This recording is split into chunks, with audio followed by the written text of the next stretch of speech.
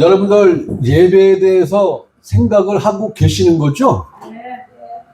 내가 볼 때 생각만 하고 있지 실제적인 액션은 여러분들이 안 하고 있는 것 같아. 아직 시간이 많으니까. 내가 왜 사도행전 읽어보셨느냐고 왜 물을까요? 사도행전을 읽어야 우리 초대교회 믿음의 선배님들이 예배를 어떤 식으로 드렸는가를 그 윤곽을 볼 수가 있거든. 네, 사도행전을 안 보고는 그 윤곽을 알 수가 없어요. 그래서 내가 자꾸 사도행전 읽으시는 거죠? 사도행전 읽으셨나요? 내가 자꾸 물어보는 거요. 네. 매주 물어볼 거예요, 매주. 그런데 그걸 달랑 한 번씩 읽고 그걸 알아낼 수 있을까? 네? 그걸 한 번 읽고 여러분들이 감을 잡았다면 여러분들은 지금까지 인생 잘못 살은 겨. 신학자로 살았어야지 맞는 거예요. 신학자로. 네. 신학자가 뭐야? 응? 목사보다 월등히 공부를 많이 하는 그 신학자, 신학대학 교수로 살으셨어야 되는 거예요. 자,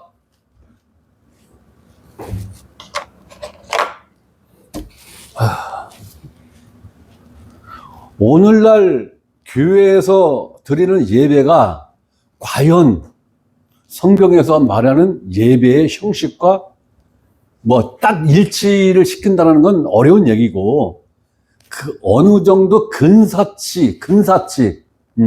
근사치라고 하잖아요. 그죠? 얼마만큼 가깝냐. 예, 얼마만큼 가까운 예배 형식을 지금 갖고 있는 것이냐 라는 것서부터 우리가 한번 생각을 해봐야 되잖아요. 그죠? 예, 무턱대고 야 성경에 기록된 대로 예배를 드려야지.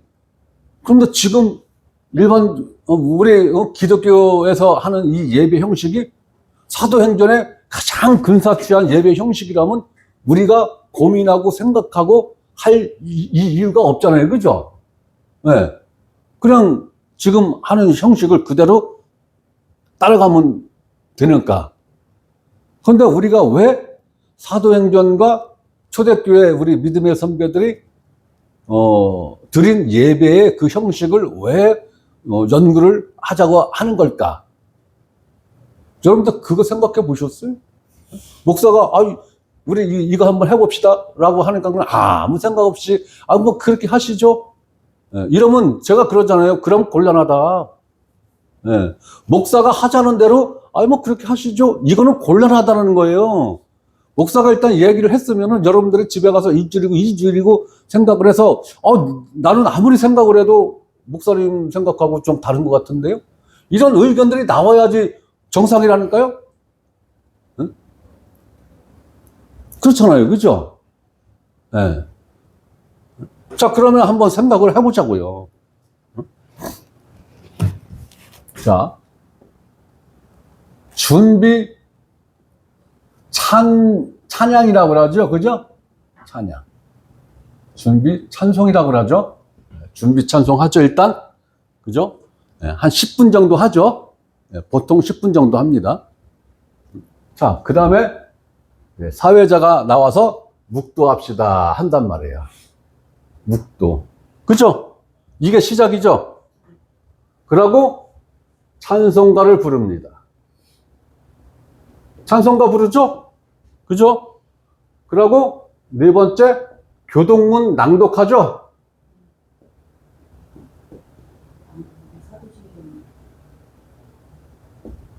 그러고 찬송가를 부르죠? 안 부르나요? 사도신경 외우죠?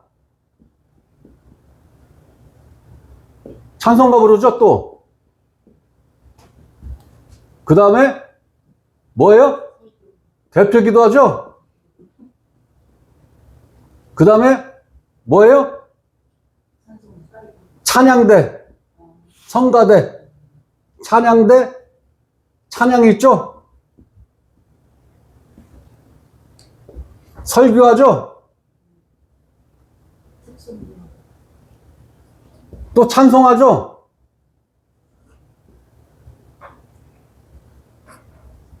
그러고 요거 찬송가 부르면서 헌금하잖아요. 그죠? 예. 헌금.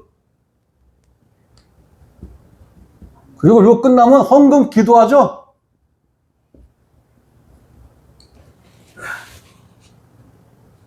요거 끝나면 바로 광고예요, 광고. 광고, 그죠? 예. 그리고 찬송가 부르죠?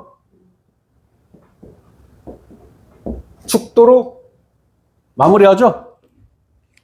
네, 이게 오늘날 기독교 예배 형식입니다. 예배 순서. 네. 네. 예배 순서예요. 여기서 크게 벗어나는 기회는 없을 겁니다. 네, 여기서 이제 뭐 이렇게 순서가 이제 바뀌는 거는 있어도 이 형식을 거의 90% 이상 갖게 예배가 진행이 된단 말이에요. 그런데 예수님이 예배에 대해서 정확한 지침서를 줬죠. 생각 안 나요? 예수님이 예배에 대한 아주 정확한 지침을 줬다고요. 요한복음 3장, 4장 22, 23, 24절.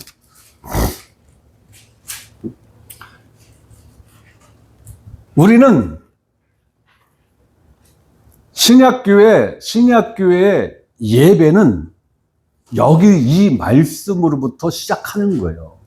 이 말씀으로부터. 네. 자, 요한복음 4장 22절. 너희는 알지 못하는 것을 예배하고 우리는 아는 것을 예배하노니 이는 구원이 유대인에게서 남이라. 23절. 그럼 이는 구원이 유대인에게서 남이라. 그러면 여기서 말하는 유대인은 누구를 말하는 걸까요? 예수님이죠? 네. 자, 23절. 아버지께 참되게 예배하는 자들은, 자, 아버지께, 여기 아버지는 누구를 말하는 거예요? 하나님을 말하는 거죠? 네. 아버지께 참되게 예배하는 자들은 영과 진리로 예배할 때가 오나니 곧 이때라. 아버지께서는 자기에게 이렇게 예배하는 자들을 찾으시느니라. 그러면은 왜 예수님이 하나님이라는 호칭 대신 왜 아버지라는 호칭을 썼을까요? 네? 아니, 우리는 아버지한테 예배 드린다는 개념이 거의 없죠? 다 하나님한테 예배 드린다라고 하지. 그런데 예수님은 하나님이라는 그 호칭 대신에 왜 아버지라는 이 호칭을 썼을까요? 네? 그러면 우리가 예배 드리는 대상은 하나님이 아니라 아버지라는 거예요. 아버지. 네? 그럼 아버지와 자식 관계에서 예배를 드린다는 거예요. 네. 그러면은 그 아버지와 자식 관계에서 무엇이 형성되어 있어요? 무엇이? 생명. 네.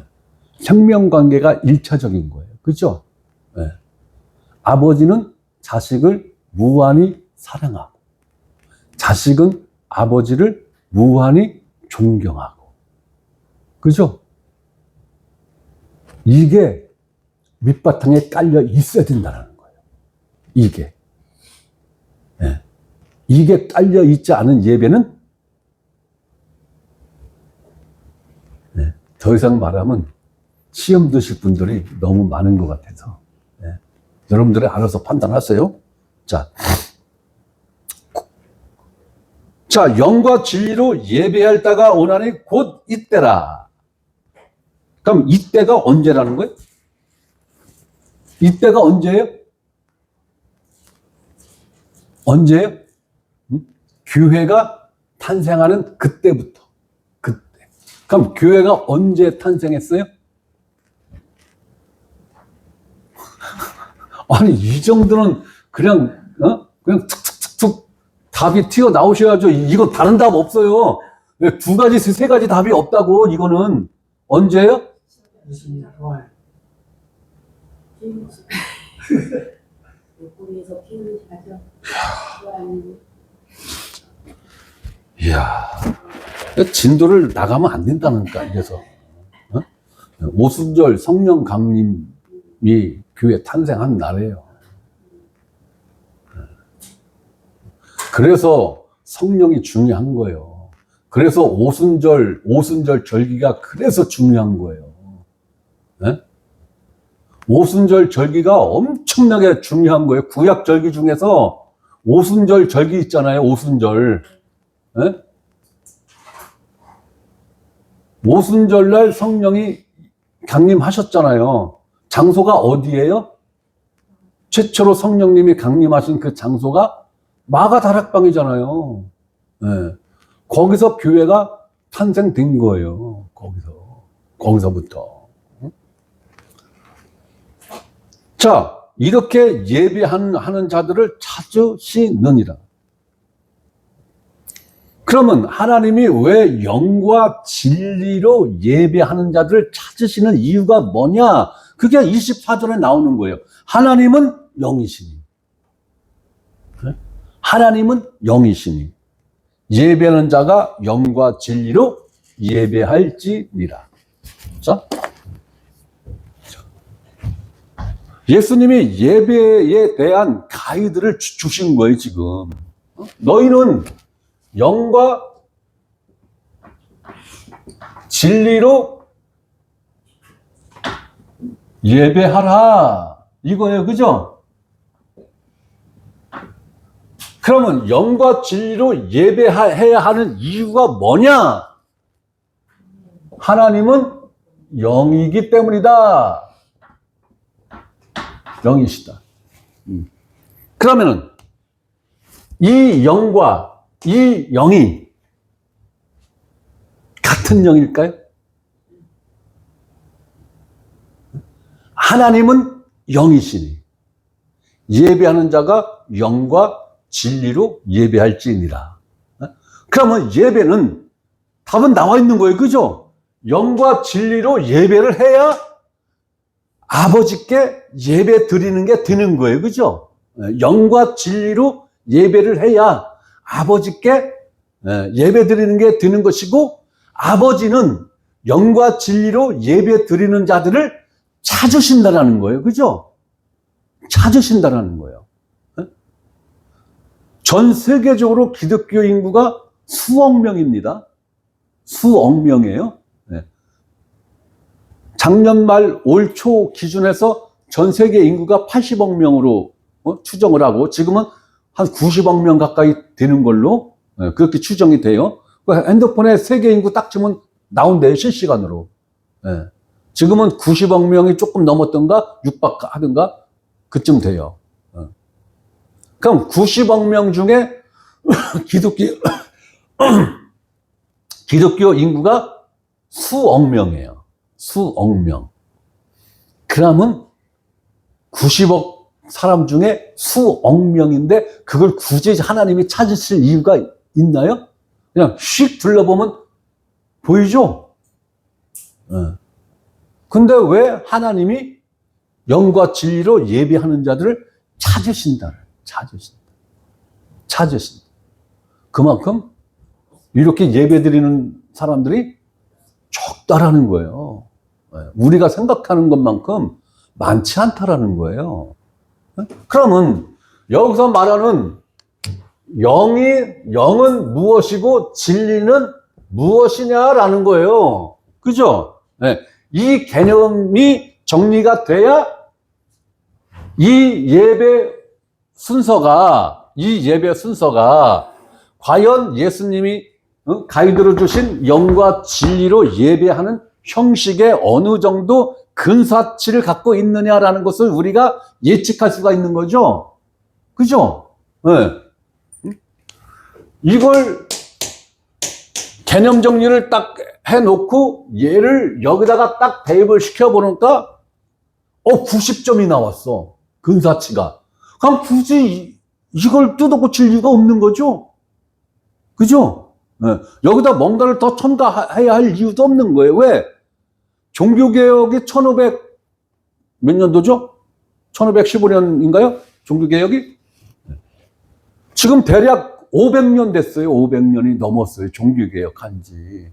그러면 이 교회 예배 이 양식이 500년 동안 쌓인 경험치로 이제 이렇게 딱 이제 자리 잡은 거잖아요. 그죠? 500년 동안 교회들이 이렇게도 해보고 저렇게도 해보고 하다가 요 형식으로 지금 딱 자리를 잡은 거란 말이에요. 그죠? 네. 이 형식을 영과 진리로 예배할지니라 이렇게 말씀하신 이 말씀에 딱 대입을 해보니까 근사치가 90점이 나왔어. 90%가 나왔어. 그럼 굳이 이 형식에 뭔가를 더 더하거나 빼거나 이렇게 할 의미가 없잖아요. 그죠? 네. 의미가 없는 거예요. 그런데 예를 들어서 이거를 여기다 딱 대입을 시켰더니 40점, 30점, 뭐 20% 이거밖에 안 나왔어. 그렇다면 그때는 고민을 해야 되는 거죠. 네. 고민을 해야 되는 거예요. 네. 자, 봅시다. 여기서 말하는 영, 하나님은 영이시니라. 그렇기 때문에 예배하는 자들은 영과 진리로 예배를 해야 돼. 이 얘기잖아요. 그죠? 자, 영은 두 부류로 생각을 할 수가 있어요. 첫째, 사람의 영. 하나님은 영이시다 했을 때 하나님의 영. 하나님의 영은 성령을 말씀하시는 거죠. 사람의 영은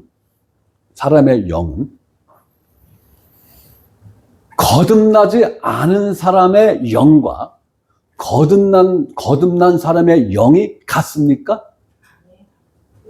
달라도 완전히 다른 거죠. 네. 거듭나지 않은 사람의 영은 죽은 영.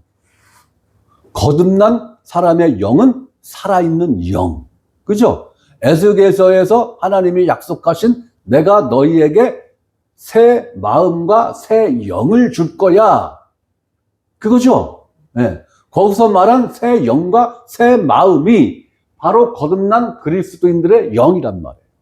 응? 영. 응? 그러면 여기서 말하는 영과 진리에서 영은 반드시 거듭난 그리스도인의 영이란 말이에요.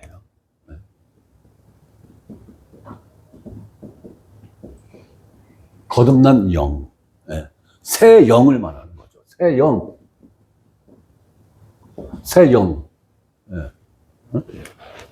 자, 첫째 조건은 예배 드리는 그 사람의 전제 조건이 뭐냐? 거듭나야 돼. 거듭난 영이라야 되는 거야. 이게 아니면 뭐예요? 예배가? 예배는 예배인데 너무 그렇게 과격하게 표현하지 말자고 이제. 예배는 예배인데 하나님이 찾으시는 예배가 아니라는 거예요. 그러면 하나님과 관련이 있는 예배라는 거예요? 없는 예배라는 거예요? 없는 예배라는 거예요. 하나님이 관심을 갖는 예배라는 거예요? 관심이 없는 예배라는 거예요?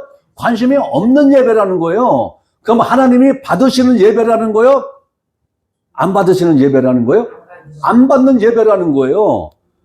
여기서 가인의 예배와 아벨의 예배가 나오는 거란 말이에요, 이제. 여기서. 그죠? 따지고 올라가면은 가인의 예배와 아벨의 예배의 그 하나님이 받고 안 받고의 그 상황까지 올라가는 거란 말이에요. 네? 그러니까 우리가 하나님께 예배 드린다라는 것은 자격 조건이 충족된 사람들이 하나님께 예배를 해야 하나님이 관심을 가지신다라는 거잖아요. 그죠? 네. 그러면은 예배 드린다라고 모인 우리들은 과연 거듭났느냐라는 거예요. 우리들은 거듭났느냐. 네. 미안한데 이 자리에 거듭나지 못하신 분이 있다면 그분은 예배 드리는 게 아니라 예배 구경하러 오신 분들인 거예요.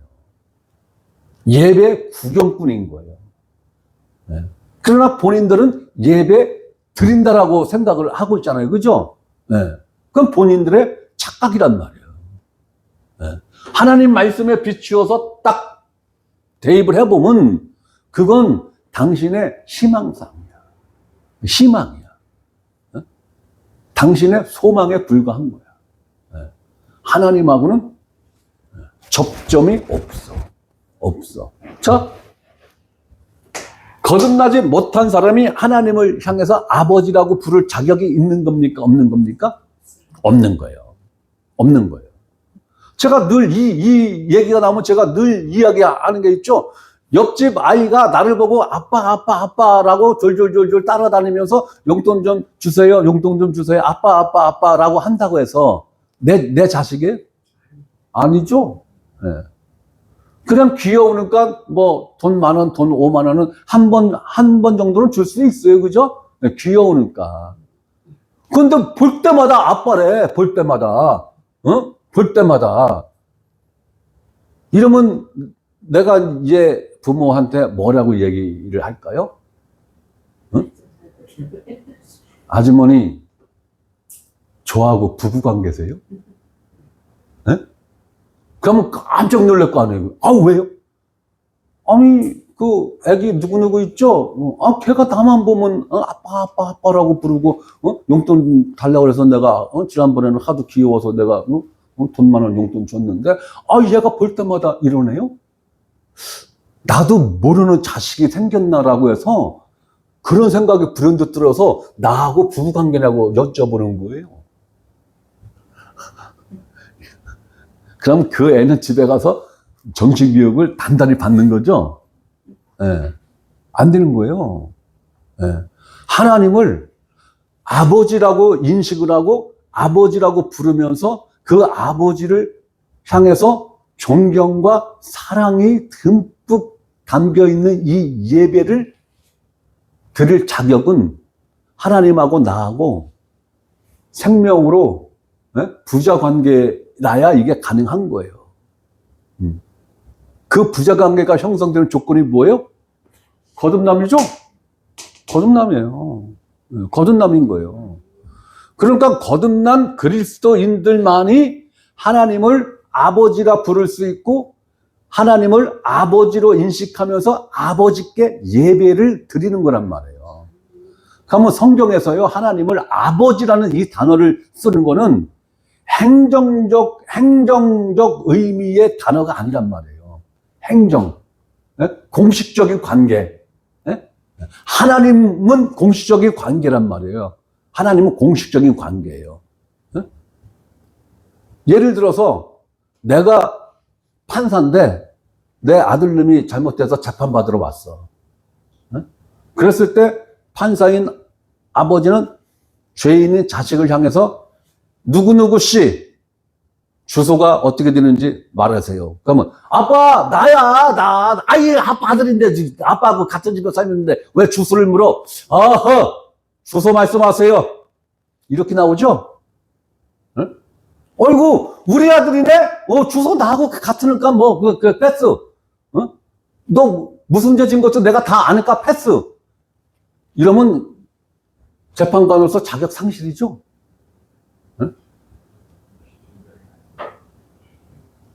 행정적 관계에서는 인정사정이 없는 거예요. 법대로 가는 거예요. 법대로. 그러나 우리가 하나님을 아버지라고 부를 때는 행정적 관계가 아니라 가정 안으로 싹 들어오는 거란 말이에요. 누구 가정으로? 하나님 가정으로 딱 들어오는 거예요. 그러니까 예배는 행정적 관계에서 드려지는 게 아니라 가족 관계에서 이루어지는 게 예배라는 거예요. 그러면 우리가 하나님을 아버지라고 부르면 우리끼리는 뭐요? 네? 한주 자신. 그래서 형제라고 하는 거죠. 그래서 네? 그렇기 때문에 거듭나지 못한 사람은 하나님 가족의 구성원이 아니죠. 네? 옆집 사는 사람이죠. 그러니까 하나님 집에 놀러 와서 이 집이 예배를 어떻게 하나라고 해서 같이 예배를 드리는 게 아니라 관람하는 거죠. 네. 거듭나지 못한 사람이 이 공간에 와서 같이 앉아서 똑같이 찬송 부르고 기도하고 찬송하고 뭐 교동문 낭독하고 뭐 사도신경하고 뭐 설교 듣고 헌금하고 뭐 이렇게 똑같이 했다고 해도 그건 예배 구성원으로서 그 예배에 참여한 게 아니라 관람하는 거라고요. 그 이상의 의미가 없어요. 관람이에요, 관람. 자, 영의 또 한 축의 의미는 성령이에요. 성령. 네? 거듭난 그리스도인들에게 성령이 임재하시죠? 네, 성령이 반드시 임재하셔야 돼요. 그리스도의 영이 없는 사람은 그리스도의 사람이 아니다라고 사도 바울이 명확하게 로마서에 제시하고 있죠. 그러면 이 성령이 정확하게 어디 안에 임재하실까요? 우리 안에 임재를 하시는데 콕 집어서 여기에 임재하셔라고 이야기를 한다면 어디일까요? 네, 영이에요. 어떤 영? 거듭난 영, 새 영. 네? 이 영 안에 성령님이 임재를 하시는 거란 말이에요. 네. 네? 그렇기 때문에 이 영은 한 단어로 말씀을 했지만 정확하게 이 영이 의미하는 건 이 두 영이 일치가 딱 돼야 되는 거예요. 네. 네? 자, 거듭나긴 거듭났는데 성령이 임재를 안 하셨어. 이러면은 자격 미달인 거예요. 네. 네? 이런 일이 있을 수는 없어요. 또 이런 일도 있을 수 없는데 만약에 성령은 나한테 임재를 했는데 내 영이 거듭나지를 않았어. 이래도 자격 미달인 거예요. 안 되는 거예요. 네. 이 두 영이 딱 일치가 돼야 되는 거예요. 네. 그래야 예수님이 이야기한 영으로 예배할 수 있어 라는 그 자격 조건이 갖추어지는 거란 말이에요. 네. 여러분들이 이 개념은 누군가에게 설명을 뭐 능수능란하게 못한다 할지라도 내 안에서 이 개념만큼은 정확하게 이해를 하고 있어야 되는 거예요. 이 개념만큼은. 예. 아니, 여러분들 오늘 마치 처음 듣는 것 같이 얼굴 표정들이 진지하신데 내가 이거 지금까지 수십 번은 얘기했어요. 그런데 이렇게 딱 일목요연하게 얘기를 안 해서 그렇지, 그죠? 응? 아니, 다른 교회 목사님들 얘기 한번 들어보세요. 내 설교에 다 설명했어. 내 설교만 잘 들으면 다 이해하는겨. 그래서 나는 다 가르쳤는데 왜 당신들은 못 배웠다고 그래? 그거 똑같은 겨, 지금. 이해하셨죠? 이 영이라야 1차 조건이 충족되는 거예요. 그러면 진리는 뭘까? 성경 구절 찾아가면서 설명드리면 시간이 자꾸 길어지니까 성경 구절은 내가 안 찾는 거예요. 몰라서 안 찾는 거 아니에요. 준비 다 해왔어요. 자, 진리가 뭐예요? 진리.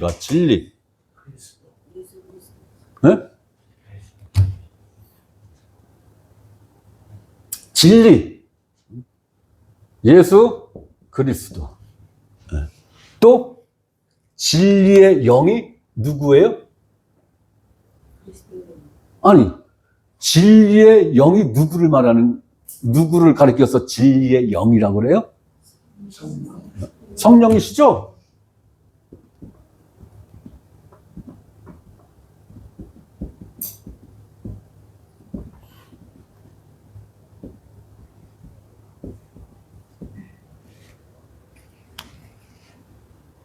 자, 진리는 내가 곧 길이요 진리요 생명이니 나로 말미암지 않고는 아버지께로 올 자가 없느니라. 자, 예수 그리스도 자체가 진리라는 거예요. 그죠? 네. 예수 그리스도 자체가 진리라는 거예요. 그러면 이 예수 그리스도 자체가 진리인데, 그러면 예수님이 이 진리를 무엇으로 전달을 해주고 있어요? 우리에게? 네? 네, 말씀으로 우리에게 전달을 해주고 있잖아요. 진리를. 그죠? 네. 말씀이라는 이 안에 진리를 집어넣은 거죠. 그죠? 네. 그래서 말씀이라는 이 수단을 통해서 진리가 지금 전파되고 있고, 이 진리가 어떠한 영역을 지금 갖고 있고, 네. 자, 진리는 예수 그리스도 자체이고, 예수 그리스도는 곧 말씀이에요. 요한복음 1장에 뭐라고 되어 있어요? 말씀이 육신이 되어 오셨다 그랬잖아요. 그죠? 네. 그러니까 영혼 안에서는 예수 그리스도가 무엇으로 존재해 있었다라는 거예요? 말씀으로 존재해 있었다라는 거예요. 말씀으로. 하나님이 천지창조를 무엇으로 했어요? 말씀으로. 그 말씀이 뭐라는 거예요? 누구라는 거예요? 예수 그리스도. 그래서 히브리서 1장에 보면은 예수 그리스도가 창조주다. 이렇게 정확하게 이야기하고 있죠. 네. 그리고 예수 그리스도가 모든 만물을 붙잡고 있다, 붙들고 있다. 이렇게 표현하고 있죠. 네. 모든 만물을 붙들고 있다는 것은 뭐예요? 모든 만물의 질서를 부여하고 그 질서를 유지시키시는 분이 예수 그리스도라는 거예요. 그 일은 창조주가 아니면 하실 수 없는 일이죠. 네. 그래서 예수 그리스도가 창조주라는 거예요. 창조주다. 그럼 영혼 안에서는 예수 그리스도가 무엇으로 존재했다? 말씀으로. 네, 말씀으로 존재했다. 네. 자, 진리의 영. 왜 성령님을 진리의 영이라고 표현을 했을까요? 네? 진리의 영이라고 표현한 이유가 뭘까요? 네? 하나님의 깊은 것을 통달하신 분이 누구라고 그랬어요? 성령님이라고 그랬죠? 네. 하나님의 가장 깊은 것까지도 통달하신 분이 성령님이시다. 네? 진리의 영이라는 것은 무엇이냐? 진리 자체라는 거죠. 네. 성령님이 누구의 영이에요? 하나님의 영이라고 되어 있죠, 성경에. 또 누구의 영이라고 되어 있어요? 그리스도의 영이다. 이렇게 되어 있죠. 네. 진리의 영이나 그리스도의 영이나 의미상에서는 큰 차이는 없다고 저는 생각을 하는데, 진리의 영이다라고 성경에서 이야기하는 거는 우리들을 거듭나게 하시는 것도 진리로 성령님이, 거듭난 우리들을 그 진리 안으로 이끌어 가시는 분도 성령님. 우리들에게 이 진리를 가르치시고 이해시키시고 깨닫게 해주시고 그 부분에 대해서 믿음을 갖게 하시는 분이 누구라고? 성령님이라고. 성령님이라고. 그러면은 이것을 종합을 나름대로 해보면, 네, 거듭난 그리스도인으로서 그 영에 성령님이 임재해야 영으로 예배 드리는 조건이 충족되는 거예요. 그죠? 일단 영으로. 네. 이 사람이 진리의 영에 인도를 받아서, 그죠? 예수 그리스도 안에서 뭔가를 하는 게 예배다.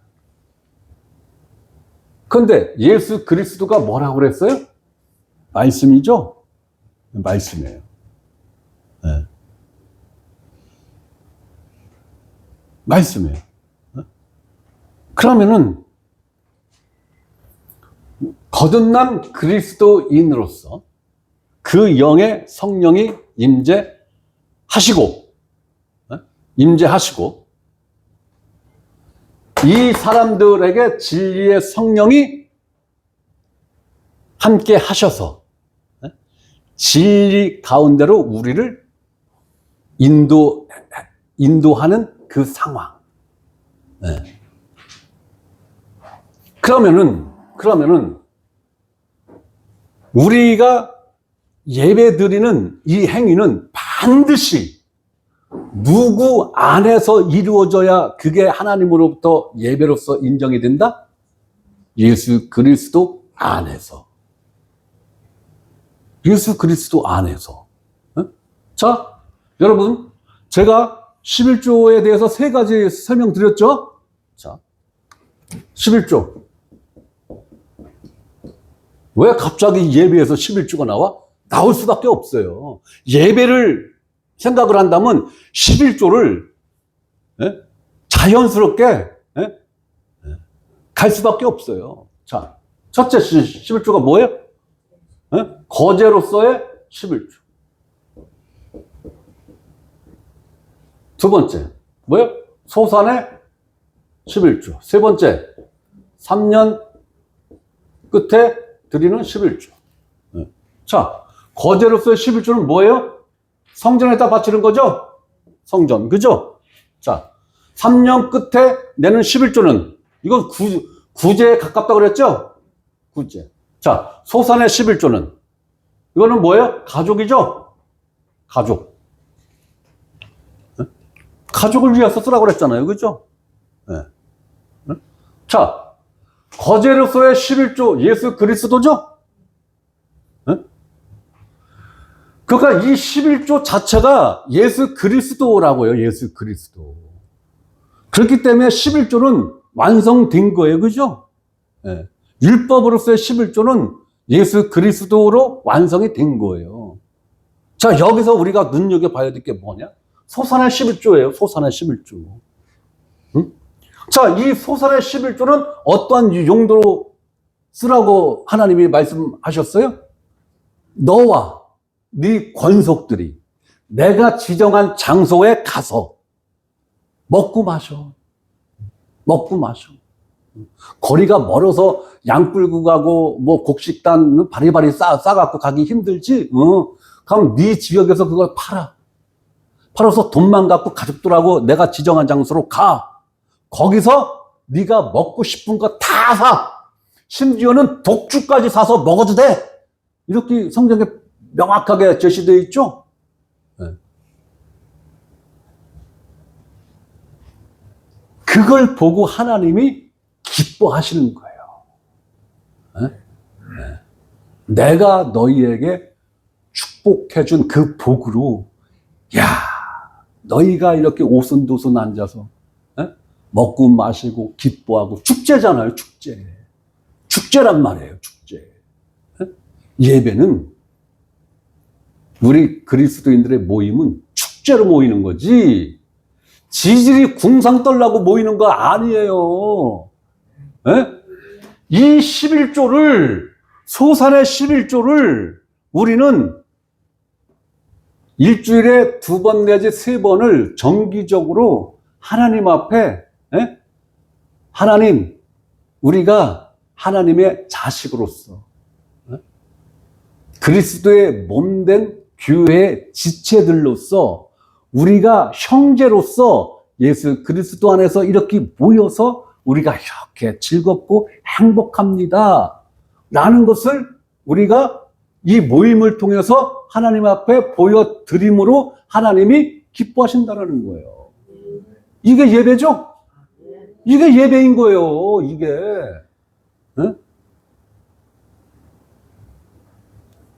교회 가기 싫어. 응? 응? 교회 가기 싫어. 응? 아우, 짜증나. 그런데 안 가면 벌 받는디야. 안 가면 축복을 못 받는디야. 그러니까 울며 울면 겨자를 먹어서 우는 거예요. 울어서 겨자 맛을 느끼는 거예요. 내가 볼 때는 겨자를 먹어서 겨자 그거 센 거 만나면 눈물이 훅 나오잖아요. 그죠? 예. 제가 그랬잖아요. 그런 마음이 들면 교회 오지 말라고. 와도 죄 짓는 거고, 안 와도 죄 짓는 거예요. 와도 죄 짓는 거고, 안 와도 죄 짓는 거면 집에서 2달 쭉 먹고 마음 편하게 죄죠, 그냥. 내가 이렇게 말씀드리잖아요. 왜? 저는 그러한 것을 20년을 아주 그냥, 내가 말씀드렸잖아요. 그죠? 제가 어떻게 20년을, 살았는지. 신학대학 졸업하고, 20년을 제가 어떻게 살았는지. 그러한 심정에서 교회 나올 것 같으면 나오지 말라요. 교회 나와도 죄 짓는 거고, 교회 안 나와도 죄 짓는 거면 마음 편하게, 한여름에 수박 화채 딱 만들어 놓고, 그거 맛있게 잡숴가면서 텔레비 시청하쇼. 차라리 그게 낫다라는 거예요. 그게. 예배는 소산의 11조의 의미가 저는 크다고 보는 거예요. 소산의 11조를 우리가 하나님 앞에 구현해 내는 거예요. 구현해 내는 거예요. 누구 안에서? 예수 그리스도 안에서. 진리로 기뻐하고, 진리로 교제하고, 그 교제를 통해서 우리 스스로 성장하는 이 일이 있다고 성경은 분명하게 제시하고 있잖아요. 우리는 그러한 방향으로 가야 되는 것이고, 그러한 방향을 우리들은 구현해 내야 되는 거예요. 자, 그렇다면, 자, 이거 이제 이해하셨죠? 네. 영과 진리로 예배 드려야 되고, 이렇게 영과 진리로 예배하는 자들을 하나님은 찾으신다고 그랬어요. 찾으신다는 건 뭐예요? 관심을 갖고 지켜본다라는 거죠. 네. 관심을 갖고 지켜보신다라는 거예요. 누가? 아버지가. 네. 자, 그럼 이게 오늘날 한국 교회에서 드리는 예배의 형식이에요. 그죠? 네, 순서입니다. 예배의 순서예요. 이 순서 하나가 여기에 부합되느냐라는 것을 우리가 생각을 해보자고 지금 제가 서두에 말씀드렸잖아요. 그죠? 네. 자, 준비 찬양, 찬송가,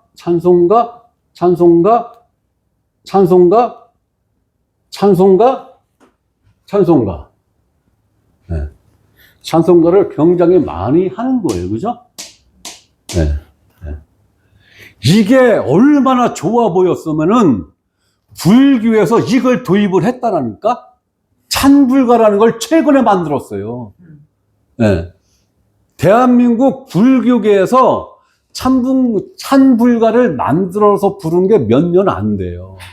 네. 그러면 불교계에서 우리 기독교계를 보니까 야, 저건 너무 좋아 한 게 뭐예요?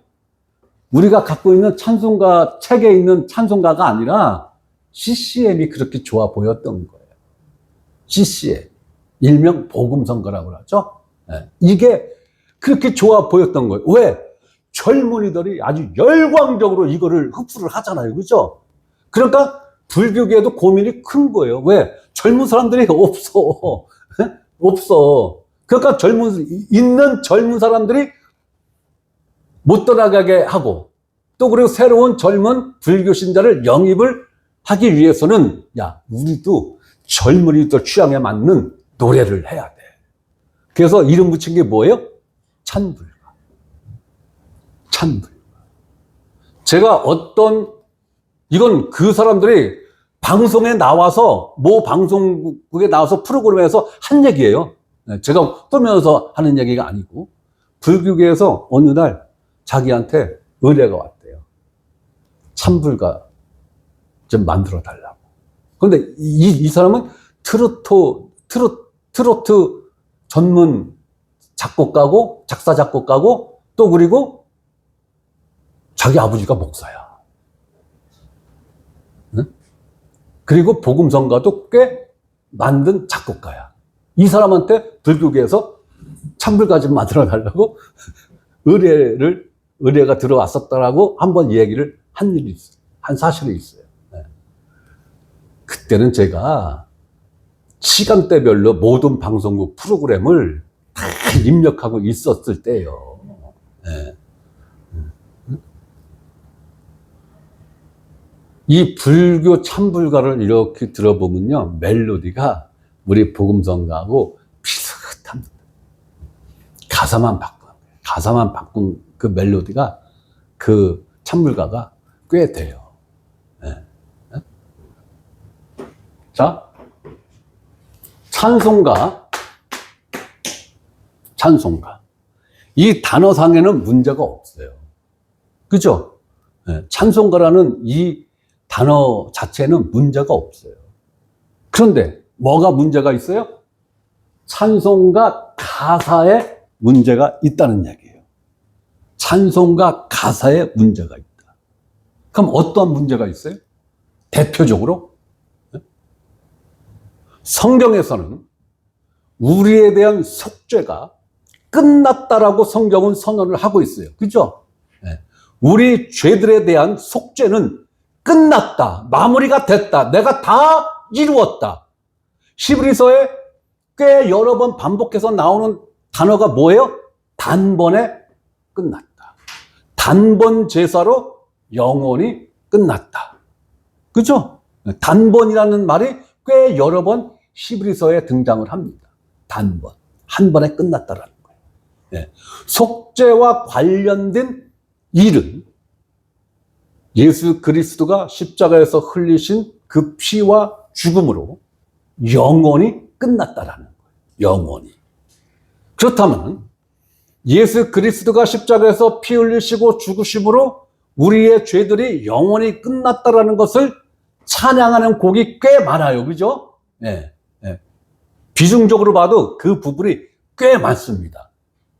그런데 그 꽤 많은 찬송가들이 거기 몇 곡은 그런대로 이 성경적 의미에 맞는 가사들이 있긴 있는데, 그 비율보다는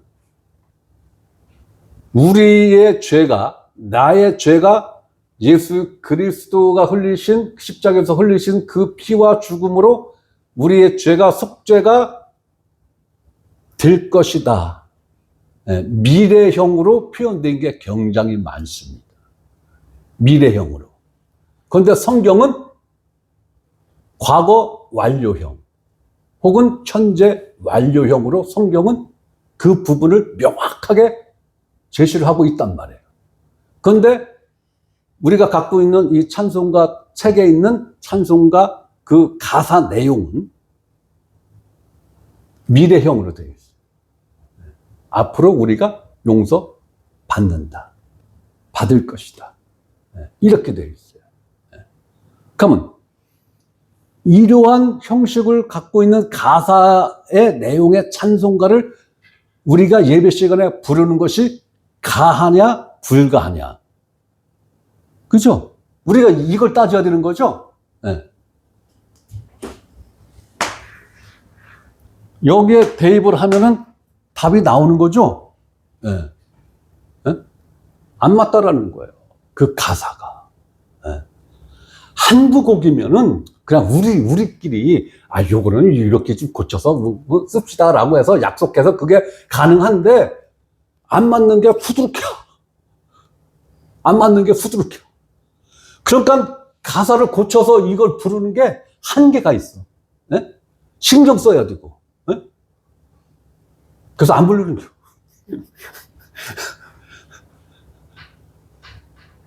그래서 안 부르는 거예요. 그래서 제가 지금 고민인 거예요. 찬송가를 어떻게 해야 될까? 어떻게 해야 될까? 근데 제 기억이 맞다면 제가 84년도서부터 주일학교 교사를 했어요.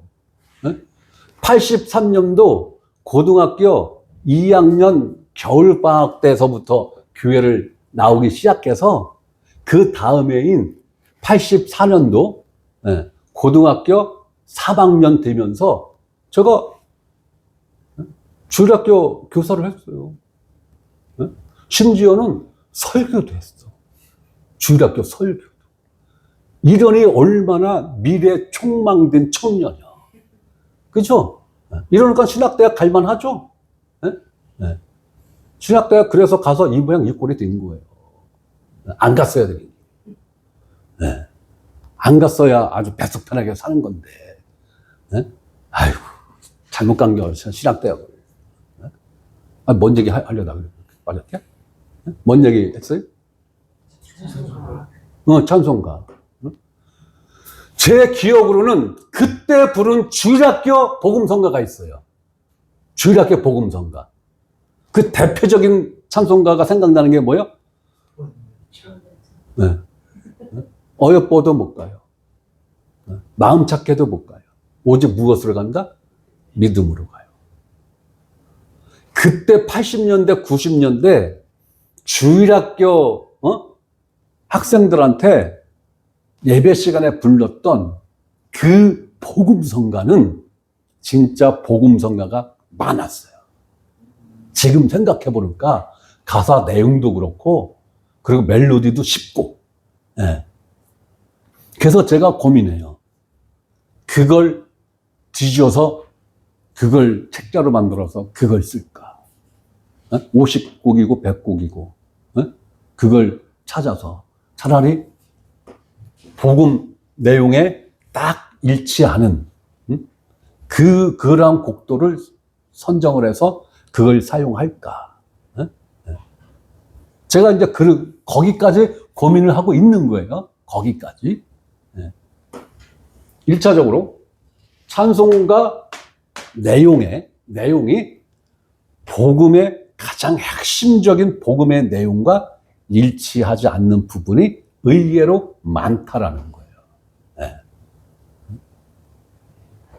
그래서 이 찬송가를 예배 시간에 찬송 부르는 그 용도로 쓰기에는 부적합성이 있다라고 저는 생각을 하는 거고, 묵도할 수 있죠. 그죠? 교동문 낭독할 수 있죠. 그런데 문제는 뭐냐? 교동문 낭독과 사도신경이 교동문 낭독과 사도신경을 형식적으로 하고 있다라는 거예요. 형식적으로. 교회에 오면은 교회에 교인 등록하고 하면 뭐부터 외우라고 교회에서 시킵니까? 주기도문하고 사도신경은 외우셔야 됩니다. 그러면 여러분들이 생각할 때, 자, 새 신자가 왔어요. 그러면 일단 가장 기초적인 교육은 시켜야 되잖아요. 그죠? 그 중에서, 자, 여러분들이 교회를 다니시려면은, 앞으로 예배에 참석하시려면 주기도문과 사도신경은 가장 기본 중에 기본이기 때문에 반드시 외우셔야 여러분들이 편합니다. 라고 해서 찬송가 앞뒤에 있는 그걸 외우라고 시키죠. 그것만 외우라고 시키지 주기도문에 대해서 사도신경에 대해서 가르칩니까? 안 가르치죠. 중언부언하게 만드는 거죠. 뜻을 모르고 같은 말을 계속해서 반복하는 게 성경에서 말하는 중언부언이죠. 예수님은 중언부언 하라고 그랬어요? 하지 말라고 그랬어요? 하지 말라고 했죠. 아니, 목사님들이 주의 종님이라며. 나는 주의 종 아닙니다. 나는 주의 종 아니에요. 내 입으로도 지금까지 그렇게 말한 사실도 없고 나 죽을 때까지 난 주의 종이다 소리 안 할 겁니다. 여러분들도 그런 인식 갖지 마세요. 왜? 난 여러분들을 위해서 죽을 마음도 없고 죽을 준비도 안 됐어. 그런데 무슨 주의 종이요? 네?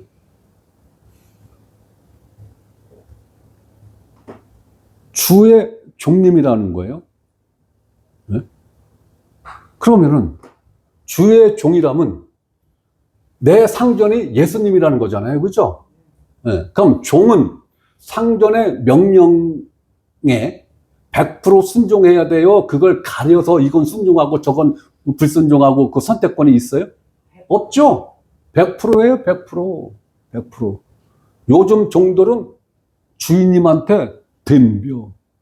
주인님이 이거 했더니, 아유, 사장님, 그거 내 업무 아닌데 왜 해요? 이런단 말이에요. 네. 이렇게 사회생활을 하다 보니까 마치 예수님한테도 내가 뭔가를 거부권을 행사할 수 있고 내 권리를 주장할 수 있는 존재인 줄 알아. 네? 말도 안 되는 거죠? 네. 여러분들도 예수님 명령에 대해서 거부권을 행사하거나 취사 선택할 수 있는 권리, 일도 있다 없다? 없어요. 나도 없고 여러분들도 없는 거예요. 오직 뭐만 있어요? 100% 순종밖에 없는 거예요. 네? 근데 그 주인님이 야 너희들은 중언부언 하지 마. 그럼 중언부언의 의미가 뭐예요? 뜻없이 의미 없이 같은 말을 빙빙빙빙빙빙빙 하면서 기도하는 걸 중언부언 기도하지 말라고 그런 거죠. 그러면 분명히 주기도문과 사도신경은 대단히 깊은 영적 진리가 담겨져 있는 거예요. 그죠? 네. 이것 자체로서는 중언부언이라고 말할 수는 없어요. 그런데 이것을 외우는 사람들이 예배 때마다 모여서 이것을 주문 외우듯이 외우는 사람들이 이 의미 자체를 모르고 외운다면 이건 중언부언이다. 네. 그러면 오늘날 주의 종님이라고 자처하는 목사들이 혹은 설교자들이 목회자들이 성도들을 중언부언하게 만드는 주범이라는 거예요. 네. 중언부언하게끔 그것을 조장하는 존재들이 누구다? 담임 목사라는 거예요. 담임 목사. 그걸 안 가르쳐. 네. 그리고 외우래. 무턱대고 하래. 자, 그럼 내가 물어볼게요. 여러분들 중에 주기도문 그거 한 문장 이렇게 읽어가면서 이건 무슨 뜻이고 이건 무슨 의미고 사도신경 한 문장 이렇게 하면서 이건 무슨 의미고 무슨 뜻이다라는 거 여러분들 설명하라고는 내가 안 할게. 네, 안 할게. 네. 이해하고 계세요? 네? 그래서 안 하는 거예요. 제가 아직 여러분들한테 주기도문 강의 안 했죠? 사도신경 강의 안 했죠? 언젠가는 할 거예요. 그거보다 더 시급한 게 복음이기 때문에 그걸 지금 제가 제껴놓은 것 뿐이지, 밀어놓은 거지. 해야 되는 거예요. 그걸 교회에서 사용을 하든 안 하든 이건 기본 중에 기본으로 여러분들이 알고 이해하고 믿음화가 되어 있어야 될 내용인데 그 내용들이 다 복음 안에 다 들어져 있는 내용이란 말이에요. 이 복음 내용을 충실하게 공부하고 이해한 사람들은 주기도문, 사도신경 딱 읽으면 어느 정도는 이해하세요. 네. 여러분들이 이해합니다 하면 내가 또 짓궂게 그럼 설명 한번 해보실래요? 할 것 같으니까 여러분들이 모른다고 그러는 거예요 지금. 네. 네? 네. 여러분들이 내 속을 꿰뚫고 있듯이 나도 여러분들 속을 나름대로 꿰뚫고 있는 거예요. 네? 그래야 목사가 성도들을 중언부언하게 안 만드는 존재가 돼야 되는 거예요. 그 일을 잘 해내라고 목사한테 월급도 주고 자녀들 교육 잘 시키라고 교육비도 주고 그러잖아요. 응?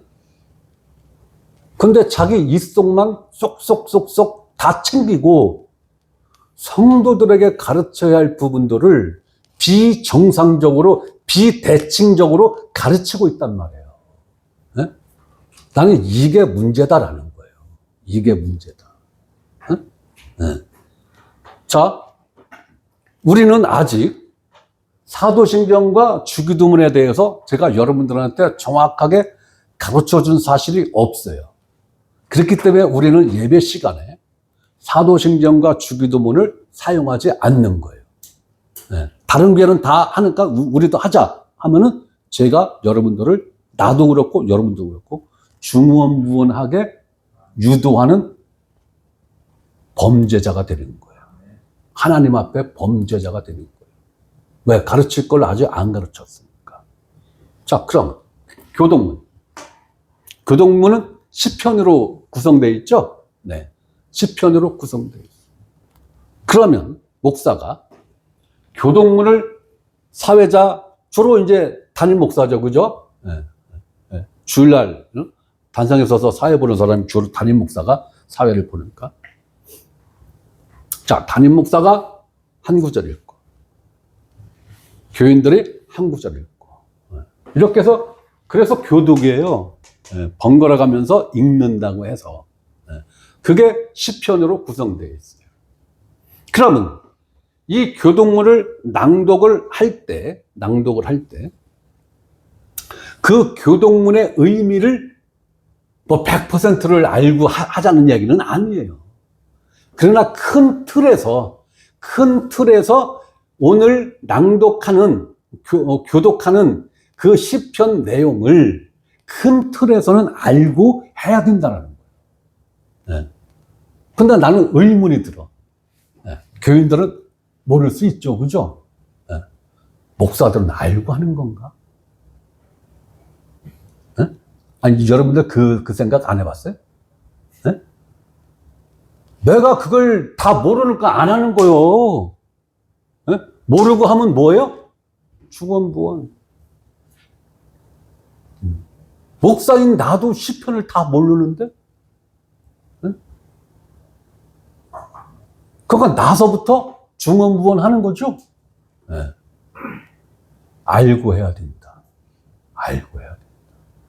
그러니 초신자가 교회에 전도돼서 오면 그 한 사람이 정상적인 예배를 드릴 때까지 얼마만큼 집중을 해서 교육을 시켜야 되는가라는 게 여기서 나오는 거죠.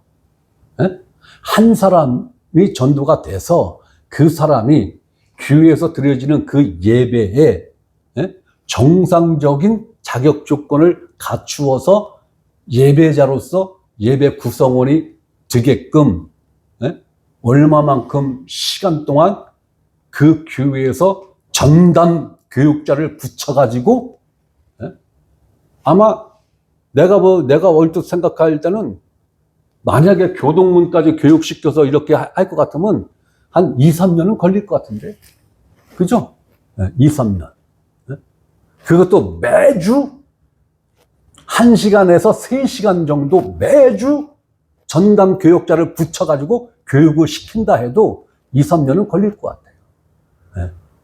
시편이 150편으로 구성되어 있나요? 그 150편을 다 가르치려고 생각해봐. 그 정도 시간 안 걸리겠어요? 그만큼 한 명의 예배자를 교회에서 양성해 낸다라는 게 이렇게 쉬운 게 아니라고요. 쉬운 게 아니에요. 그래서 예수님이 한 영혼이 뭐보다 귀하다고? 천하보다 귀한 거야. 그 천하보다 귀한 영혼을 온 천하를 두루두루 다니다가 찾아냈어. 찾아와서 지도 천국에 들어가지 않고 천국 문을 엉덩이로 깔고 앉아서 거기로 들어가고자 하는 자들을 못 들어가게 하고 있다. 예수님이 누구를 상대로 해서 그 얘기를 했어요? 바리새인들, 서기관들, 율법사들, 이들이 누굽니까? 자칭 성경 전문가들이죠. 네. 성경 전문가들. 성경 전문가라는 건 뭐예요?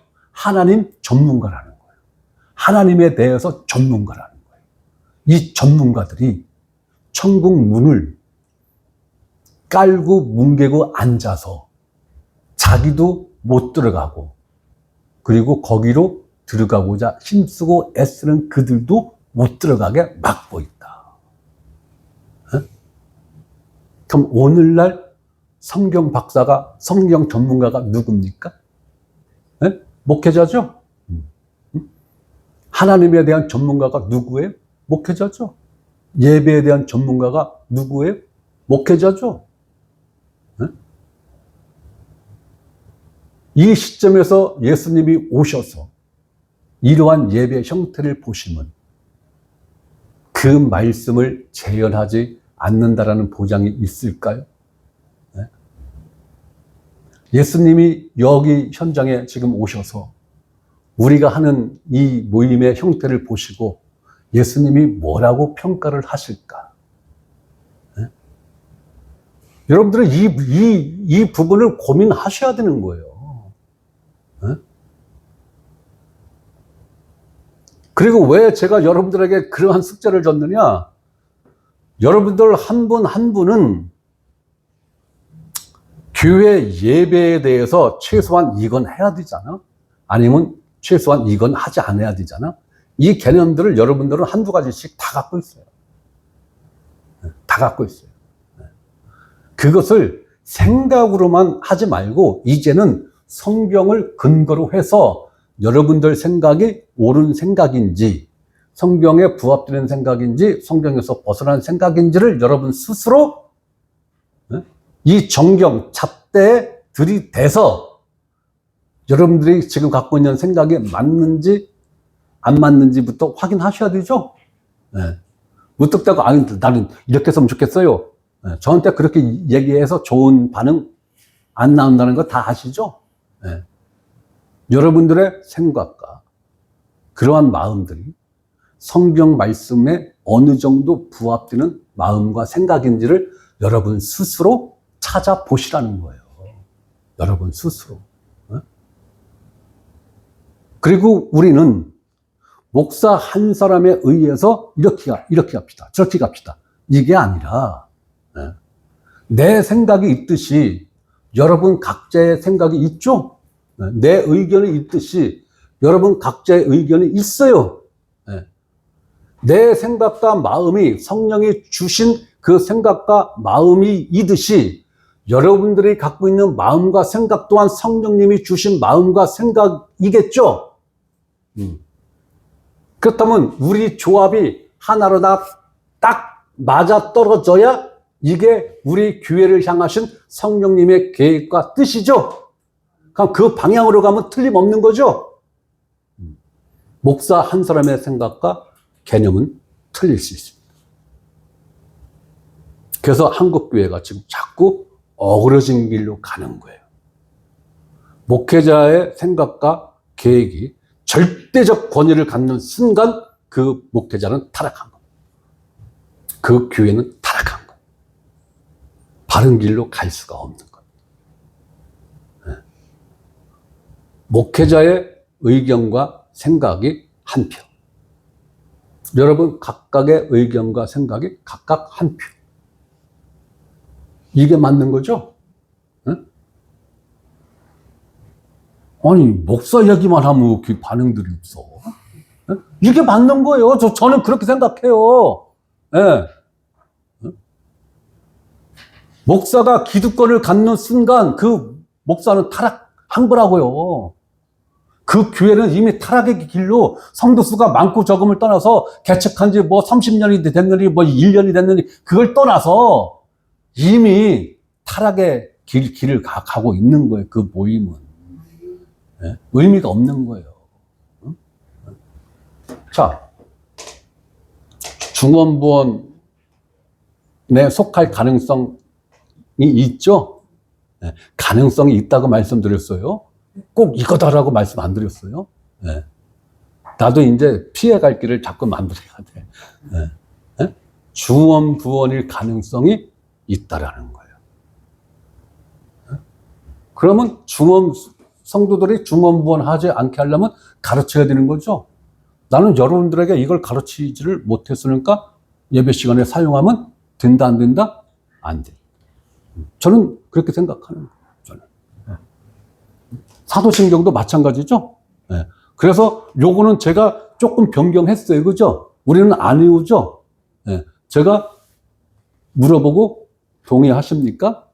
예. 예. 아멘. 하면 다음 구절, 다음 문장, 또 다음 문장. 예. 예. 제가 그러한 형식을 채택한 것도 이러한 의미에서 여러분들이 중언부언 한 것을 방지하기 위한 것도 있는 거예요. 네. 이제 가르쳐야죠, 이것도. 네, 이것도. 그런데 이것보다 더 시급한 내용이 있기 때문에 이걸 지금 뒤로 밀어놓은 것이라고 제가 말씀드렸어요. 네. 뭐, 대표기도 할 수 있죠, 뭐. 네, 대표기도. 근데 대표기도가 왜 글쎄, 문제다라고 표현은 좀 너무 제가 생각해도 과한 것 같고, 베드로 후서 2장이죠? 네. 베드로전서 2장인가요? 후서 2장인가? 거기에 거듭난 그리스도인들은 100% 뭐라고? 제사장이라고. 그죠? 하나님 왕가의 제사장이라고. 이렇게 되어 있어요. 네. 하나님 왕가라는 표현은 흠정역 성경의 표현입니다. 네. 흠정역 성경의 표현을 빌리자면 하나님 왕가의 제사장이다. 누가? 거듭난 그리스도인들은. 네. 거기에 대표 제사장이 있을 수 있다, 없다? 없다. 대표 제사장은 누구라고요? 예수 그리스도. 네. 예수 그리스도. 그렇기 때문에 우리는 공동의 예배를 드리면서 각 개인의 예배도 포함이 되어 있는 거예요. 네. 우리는 공동의 예배만 생각하고 있죠? 그죠? 네. 공동의 예배만 생각하고 있다고요. 그 집단 예배만 생각하고 있다고요. 집단 예배. 그런데 그 집단 예배 안에 여러분들 각 개인들이 합해서 집단 예배가 되는 거죠? 그렇다면 이 집단 예배가 옳은 예배, 하나님이 인정하는 예배, 하나님이 찾으시는 예배가 되기 위해서는 여러분들 개인의 예배가 올바른 예배가 되어야 그것이 집단 예배로서 하나님 앞에 인정받는 예배가 되는 거죠. 네. 여러분들은 이 개념 반드시 가지셔야 됩니다. 공동 예배 혹은 집단 예배, 거기에 꼽살이 껴서 했어. 나 예배 드렸어. 아니. 하나님은 찾는다고 되어 있잖아요. 찾는다라는 것은 그 집단 속에서도 영과 진리로 예배 드리는 자가 있고 영과 진리로 예배 드리지 않는 자가 있죠. 그러니까 찾으신다라는 거예요. 네? 찾으신다. 예수님이 제자들하고 직접 씨를 뿌렸어. 네. 그죠? 네. 씨를 뿌렸어. 직접 씨를 뿌렸어. 그리고 그 다음날 나가보니까 가라지가 있어. 그러니까 제자들이 예수님한테 이렇게 물었잖아요.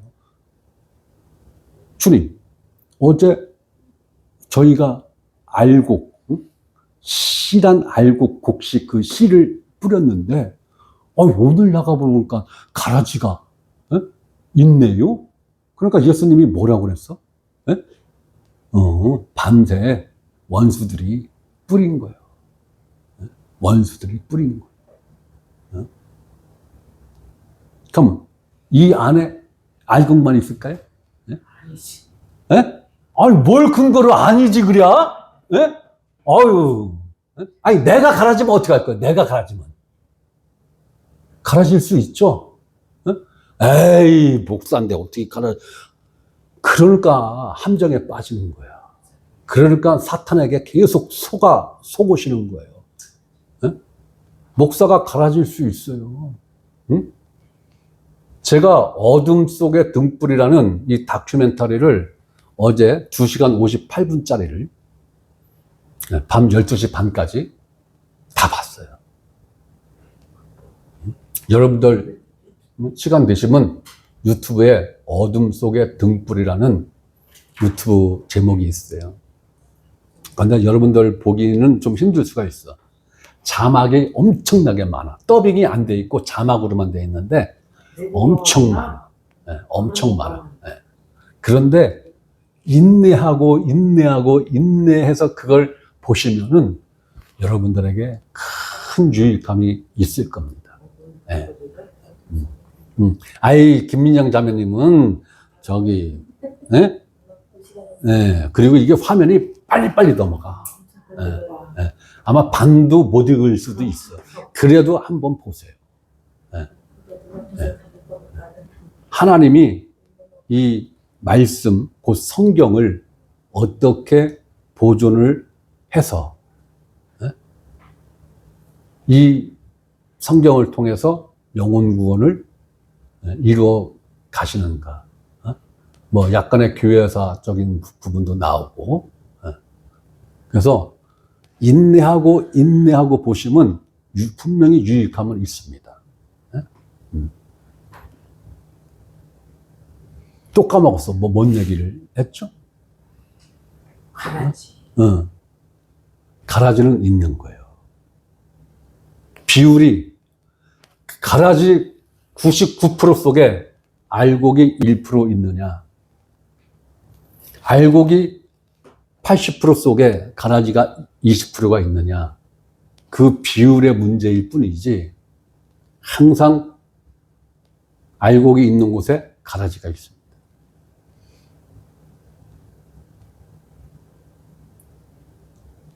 그런데 그 가라지를 주님, 저 가라지를 뽑아 제낄까요? 그러니까 아니, 놔둬라. 추수 때까지 놔둬라. 그거 뽑다가 알곡도 다친다. 그러니까 교회에서 저 사람은 거듭나지 못한 사람 같은데 그러면 좀 다른 교회로 가라고 해야 되잖아. 이렇게 유도를 하면은 그 한 사람을 뽑아내는 과정에서 그 사람과 관련된 알곡들이 마음의 상처를 굉장히 받겠죠. 네. 네. 그렇기 때문에 그냥 놔두라는 거예요. 그냥 놔둬라. 그러면 그것을 가라지와 알곡을 누가 분류한다고요? 농부이신 하나님께서 분류하신다. 네. 완벽한 거예요. 그러면 그때는. 네?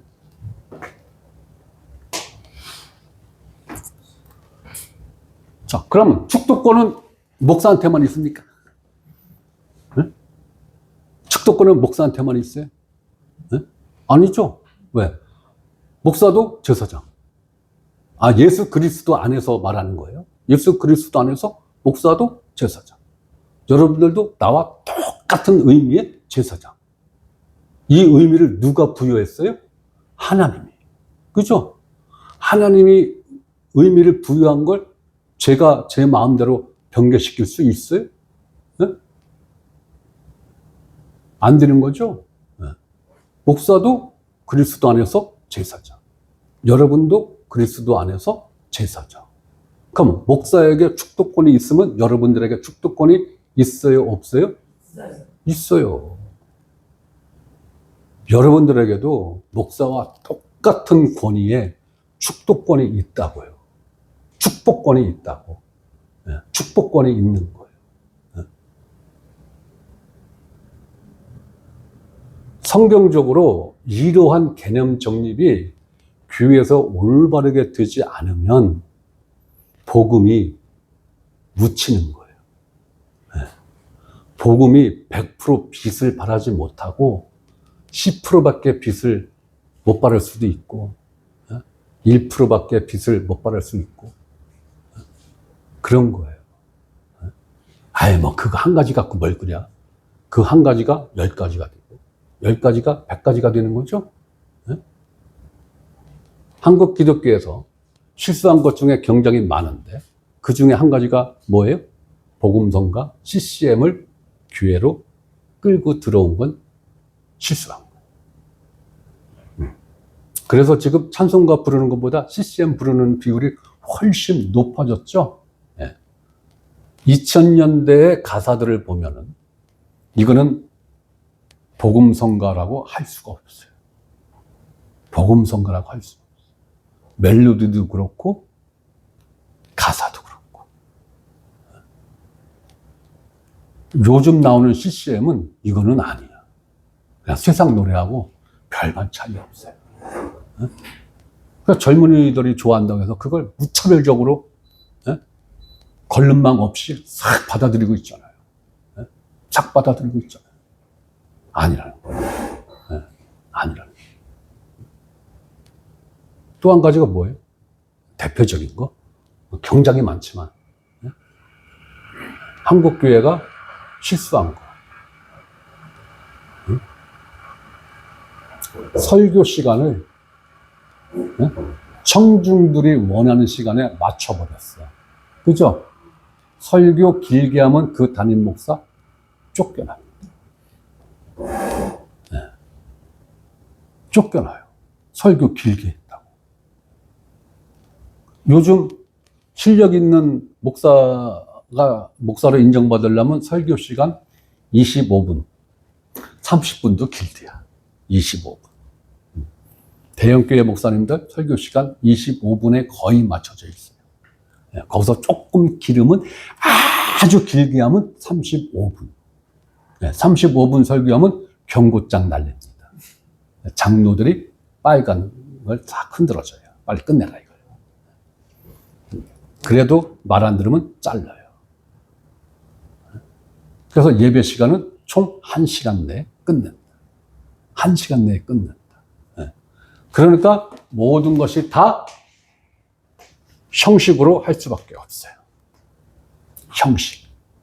그 의미가 아니라 한 순서. 한 찬송가가 갖고 있는 그 의미가 아니라 형식. 설교? 강해 설교 안 해요. 교육 설교 안 합니다.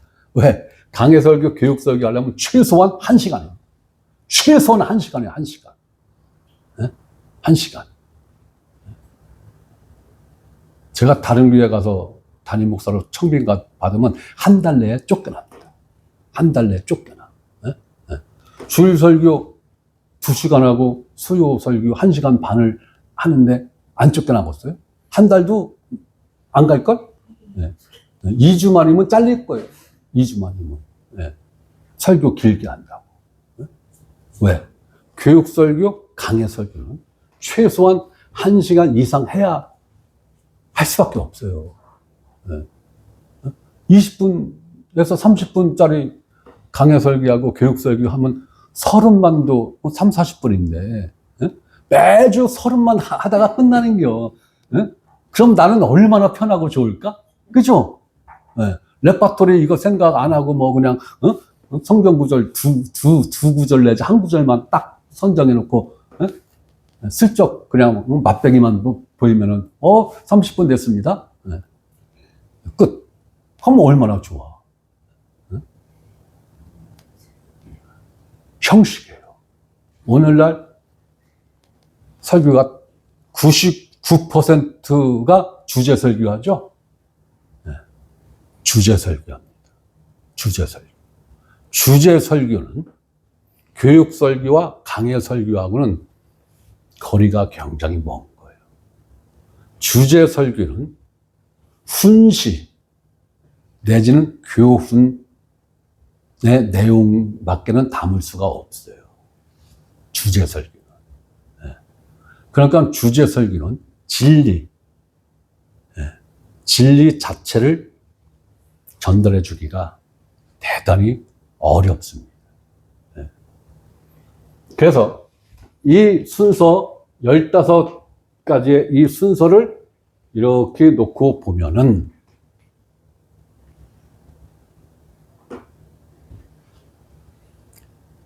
청중 한 사람이 하나님께 영과 진리로 예배 드리는 그 점수치가 제가 느끼는 거는 상당히 떨어진다. 근사치가 떨어진다. 떨어진다. 거리가 너무 멀다. 네, 거리가 너무 멀다. 그래서 그렇다면 이것을 다 해서 형식적인 예배를 갈 거냐? 아니면 빼고 빼고 빼고 빼고 빼고 빼고 네. 여러분들이 가장 좋아하는 것을 포커스를 맞춰서 갈 거냐? 그거죠. 네. 그거예요. 네. 그래서 우리 공동체가 예배 형식은 이렇게 갖춥시다 라고 합의가 되면 저는 그대로 따라갈 거예요. 네. 왜? 교회의 결정은 누구의 결정이라고? 성령님의 결정인 거예요. 그러면 목사의 결정이 곧 교회의 결정이라고 볼 수 있는 거예요? 없는 거예요? 없는 거예요. 목사의 결정 믿고로 교회의 결정 아닙니다. 오늘날 기독교 그렇죠? 목사의 결정은 곧 교회의 결정이야. 그래서 싹 밀어붙이죠. 피워 결정 누가 합니까? 담임 목사가 하죠. 그해 목표 결정 누가 합니까? 담임 목사가 하죠. 네. 기도 응답 받았다고 해서. 네. 그런데 그 주제가 성취되어지고 그 목표가 성취되어지는 확률이 있나요? 아니, 기도해서 응답 받은 거라며. 그러면 100% 성취가 돼야 되는 거죠? 네. 1년이면 그 말이 거짓말이라는 게 본인 스스로 증명을 하잖아요. 아닌 거예요. 네. 그래서 교회는 크면 안 되는 거예요. 뭐 수백 명이 모이고 수천 명이 모이고 수만 명이 모이고 그 사람들을 의견을 어떻게 취합을 해. 네. 그죠? 50명 내외 100여 명 되면 절반 뚝 잘라서 분구시켜. 목회자 하나 세워서 분구시켜. 그래서 교회의 원리는 목사 한 사람, 담임 목사 한 사람의 의견이 90% 이상을 차지하면 안 돼요. 제가 조금 전에도 말씀드렸듯이 목사의 의견 한 표, 여러분 각자 의견 한 표. 네. 그렇게 해서 결정되면 곧 교회의 결정은 누구의 결정이다? 성령님의 결정인 거예요. 네. 그렇기 때문에 기분 내키는 대로, 내 마음 내키는 대로 이렇게 하지 뭐, 저렇게 하지 뭐. 쉽게 여러분 한 사람 한 사람 한 사람이 그렇게 쉽게 생각하고 쉽게 결정을 하면 성령님의 뜻에 반하는 생각과 결정이 될 수 있죠. 네. 그래서 교회에서 공식적으로 이걸 고민합시다. 이것을 우리가 앞으로 결정합시다. 라고 여유 있게 미리 말씀을 드리면 여러분들은 기도하셔야 되는 거예요. 성령님의 뜻이 무엇입니까?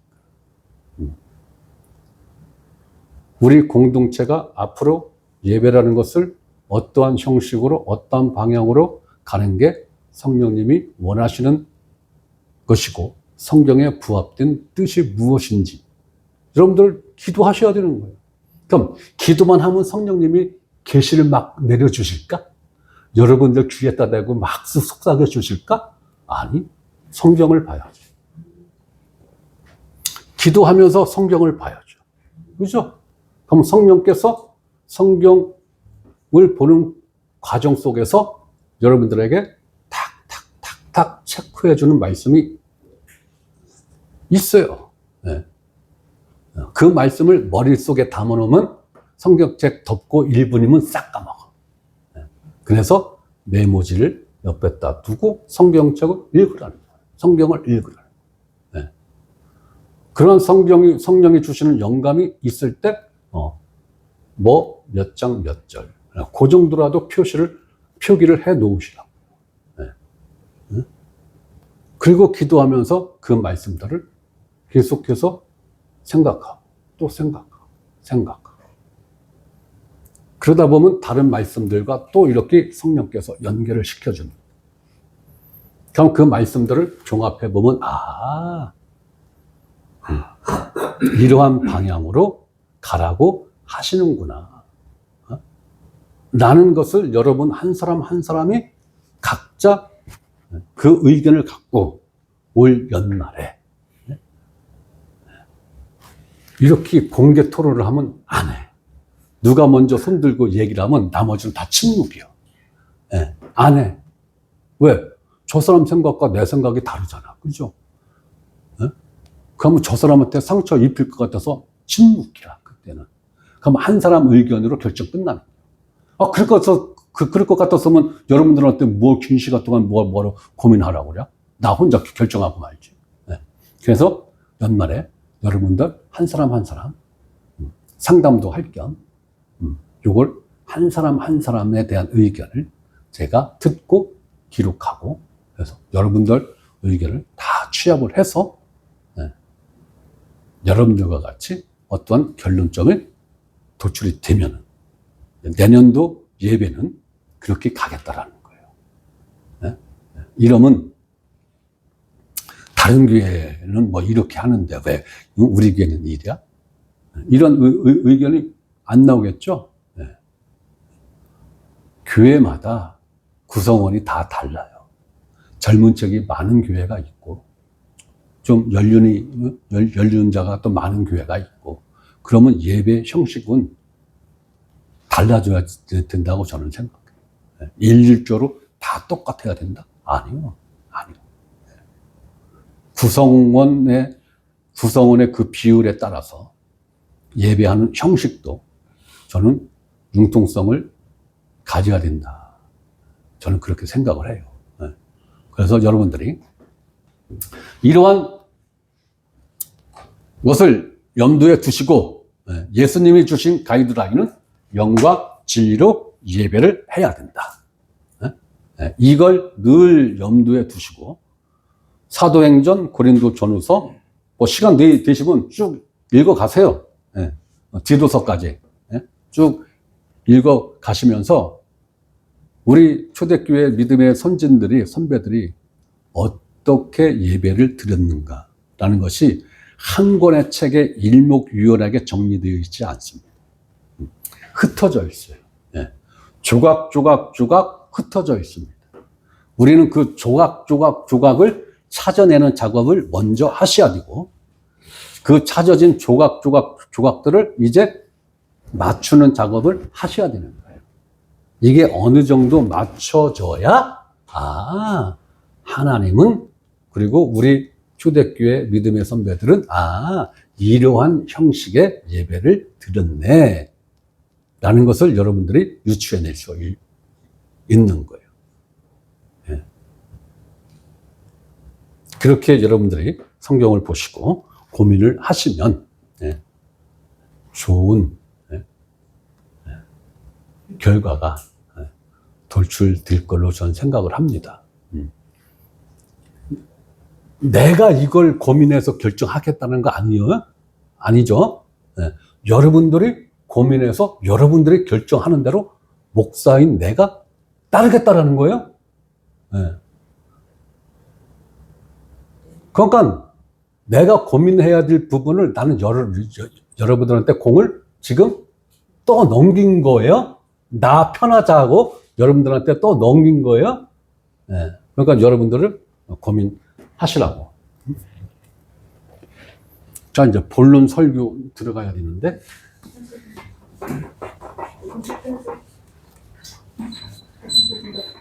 점심 먹고 했는데.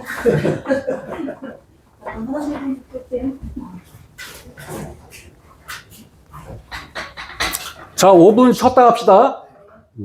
자, 5분 쉬었다가 하겠습니다.